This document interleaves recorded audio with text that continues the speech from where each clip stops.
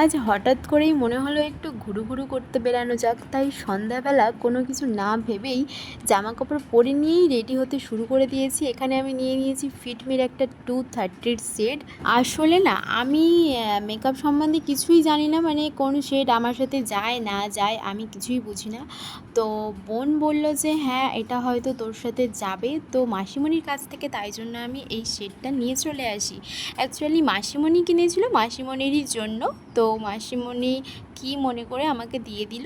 তো আমি যাই হোক, আমি মাসিমণির কাছ থেকে সব জিনিসই নিয়ে চলে আসি, উনি কেনে আমি নিয়ে চলে আসি। তো এখন দেখা যাক এটা আমার সেটের সাথে, আমার স্কিনের সাথে বসে কিনা এই সেটটা। যদিও এর আগে আমি অ্যাপ্লাই করেছিলাম, ইউজ করে দেখেছি, হ্যাঁ বসেছিল, তখন আমি হাত দিয়ে ইউজ করেছিলাম, এরকম বিউটি ব্লেন্ডার দিয়ে কিছুই করিনি। তো আজকে আমি এখন বিউটি ব্লেন্ডার দিয়ে আপাতত দেখি কি হয়, কতদূর কি যায়। আমি যখনই কোথাও যাই বোনকে দিয়েই মেকআপ করাই। এখন বোনও ব্যস্ত, তাই ভাবলাম আমি নিজেই ট্রাই করি, যা হয় হবে, দেখা যাবে। লোক আর আমাকে দেখে হাসুক আর যাই করুক, আমি নিজে তো একটু প্র্যাকটিস হচ্ছে।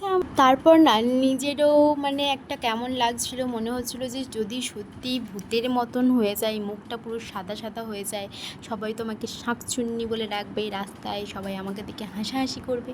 তাও আমি এত কিছু না ভেবেও আমি মেকআপ করেই যাচ্ছি, দেখা যাক কী হয়। আমি কিন্তু এই অবস্থাতেই বা আমি নিজে মেকআপ করেই কিন্তু বাইরে বেরিয়ে গেছিলাম। আর তোমরা আমাকে জানিও কার পরে কী প্রোডাক্ট ইউজ করতে হয়। আমি বোনের কাছ দিয়ে আর শিখতে পারছি না, আমাকে কতবার, আমি যতবারই মেকআপ করতে যাই তার কাছ দিয়ে জিজ্ঞেস করে মেকআপ করি, তারপরেও আমি কোনো দিন শিখতে পারি না, কেন জানি না। আসলে আমার মনে হয় এর প্রতি কোনো টান নেই মেকআপের প্রতি। যাই হোক, আমি মনে হচ্ছে ন্যাচারাল বিউটি। কি বাবা, না তোমরা আবার ফালতু কমেন্ট করবে, এই তো দেখতে হ্যাঁ। যাই হোক, দেখো নিজেকে নিজের কাছে সুন্দরী না মনে হলে লোক তো সুন্দরী বলবেই না কোনো দিন। তাই ভাবলাম যে নিজেকে নিজেই প্রশংসা করতে হবে আর নিজেই ভাবতে হবে যে হ্যাঁ আমি সুন্দরী। এরকমভাবেই মাঝে মাঝে আমার মনকে সান্ত্বনা দিই। জানি আমি দেখতে খারাপ, তারপরেও নিজেকে তো সান্ত্বনা দিতে হবে, বলো যে আমি সুন্দরী, আমার দেখতে খারাপ মোটেই না। তোমরা আবার কমেন্ট করবে, আমাকে আবার সেগুলো সহ্য করতে হবে যে নিজেকে নিজেই প্রশংসা করছে আবার নিজেকে নিজেই নিন্দা করছে। কি করব বলো? কেউ তো বলে না যে কেমন দেখতে, সবাই শুধু সান্ত্বনাই দেয়, আর না হলে সবাই মিথ্যা কথাই বলে।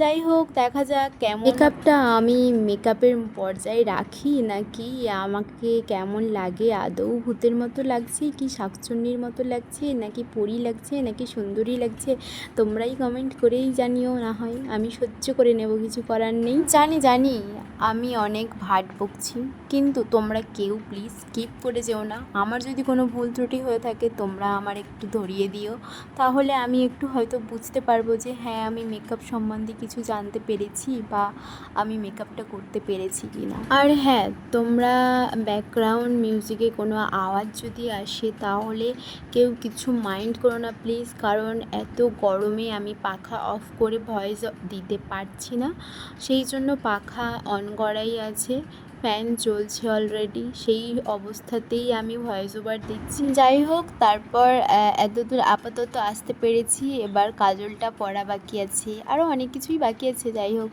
ম্যাজিক করে কাজল পরে নিলাম। আর আইলাইনারটা তো আমি এরকমভাবে পরতেই পারবো না, মানে অন ক্যামেরাতে আমি পরতে পারবো না, তাই ভাবলাম যে অফ ক্যামেরাতেই আয়না দেখে পরে আসছি। আর এখানে আমি একটা লিপস্টিক নিয়ে নিয়েছি, যে লিপস্টিকটা আমার খুব পছন্দের, ভীষণ পছন্দের একটা লিপস্টিক।